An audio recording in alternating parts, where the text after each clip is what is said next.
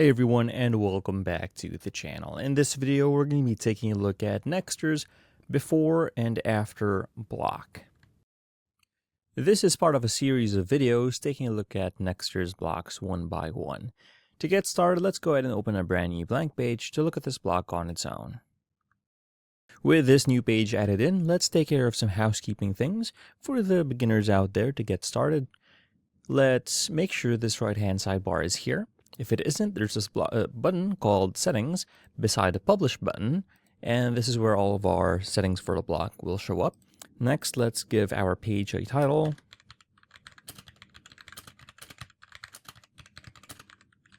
Just to keep things organized.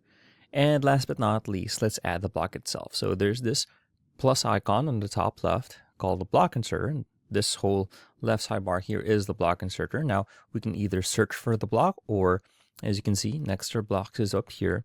We can scroll down, but it's right here, before after. Either click on it or drag and drop it anywhere on your workspace.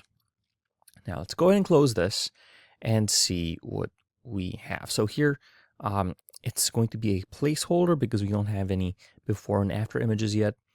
So let's go ahead and add a before image, and we're here on the layout tab under content. Let's mess with these other settings later, but right now the important one is before and after. Okay, and there's a couple ways to do this. Well, the first one is to just click on here and insert, and let's go with this chocolate Labrador. And it should load in, and we can use, there's this like pancake icon over here. We can have this image be a dynamic one, so it can be a featured image from a post or somebody's profile picture. And let's go ahead and insert our after image, and now we have our block functioning. Okay, now we can take a look at these modes. So we have horizontal, we have vertical, and we have opacity, right? Doesn't show too well here in the back end, but let's stick with horizontal because it's probably the most common one you'll use. And we can add before label, so big.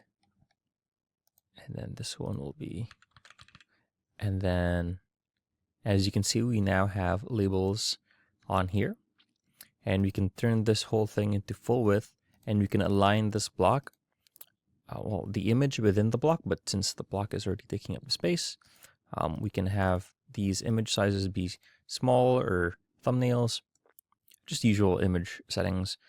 And then we have our separator line. And you can see that this black line shows up in the middle. Let's make it 11 pixels wide, right? And you can either have it middle or bottom, right? And you can change the separator color. Now it's going to be pink. Let's turn it to green. And then we can also add a separator icon, right? Let's just use this one as an example. And we now have an icon in the middle. Now we can also set the default separator position to the left or to the right. And that's about it for this tab. And next we have our style settings. So we have our label options. So you can see we have our labels over here, big and small. We can adjust the padding to move them. We can also set our typography to be something else. You can see it changed over there, and let's make them bold and italics.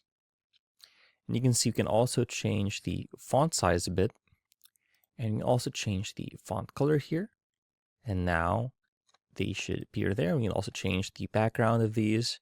I'll just keep it on white, looks fine. We can add a border to them as well. Border color, box shadow, so on and so forth.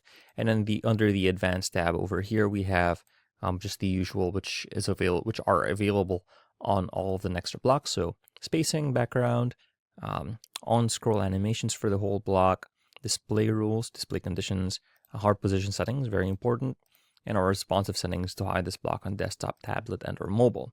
So with that, let's go ahead and hit publish and take a look at our live site. And here we have our before and after block, and you can see by default it's all the way on the right side with an icon. And if I scroll down here, we have our before and after, and you can go ahead and use this for many things, right? Showing different colors for packages, products, items, things like that, sizes as well. So if you found this video helpful, please leave a like, comment, and subscribe to our channel, as it really helps us out with the YouTube algorithm. Show this kind of video to other nerds like us. Thanks for watching, and we'll see you on the next one. Hey, if you found this video helpful, be sure to check out one of our other videos, or go ahead and check out our channel and subscribe to see more content like this.